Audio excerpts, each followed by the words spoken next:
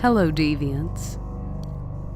This is La Petite Mort, and you have stumbled across my channel, Pleasant Screams. You poor thing. Tonight we are going to be talking about a restless spirit who could not stay in her grave until her murderer was apprehended and punished for his crimes. The tale of the Greenbrier Ghost is said to be an alleged ghost of a young woman in Greenbrier County, West Virginia, who was murdered in 1897. Initially, her death was judged to be by natural causes. The court later declared the woman had been murdered by her husband, following the testimony of the victim's mother, in which she claimed that her daughter's spirit revealed the true cause of death. Zona Shue was laid to rest in her mother's house. During the wake, her husband's grief was repeatedly overwhelming. He allowed no one to come close to the coffin, especially while he was placing a pillow on one side of her head and a rolled-up sheet on the other. He explained that these additions would help his wife rest easier.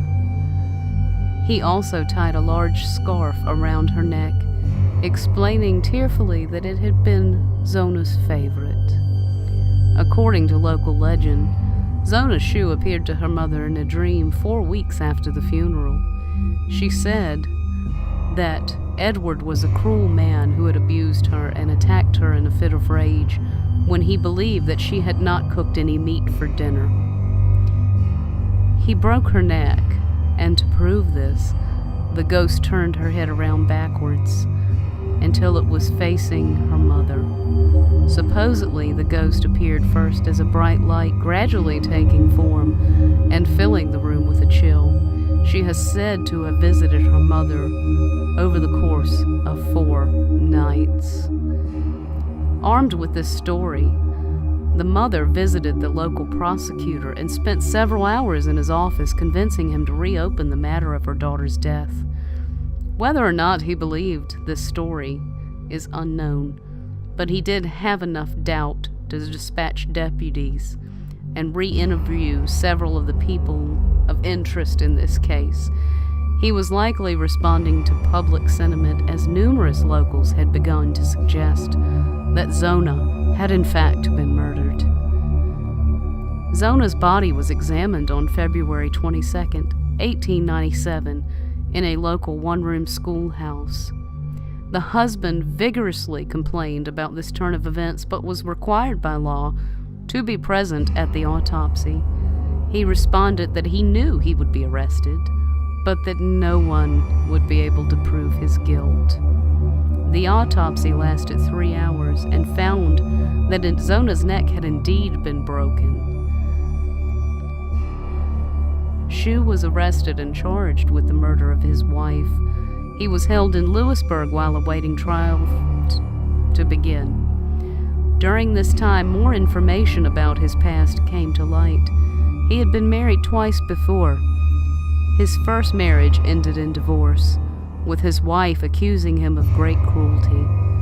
His second wife had ironically died under mysterious circumstances less than a year after they were married.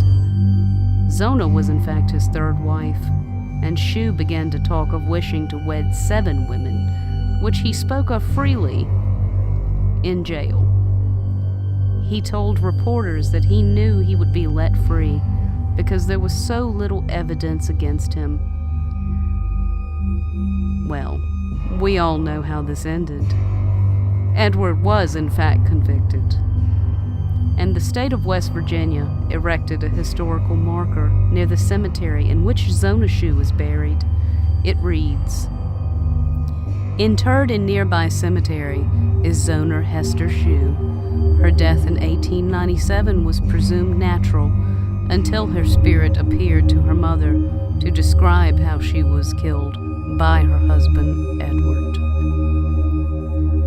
Well, good for you, Zona. Good for you, darling.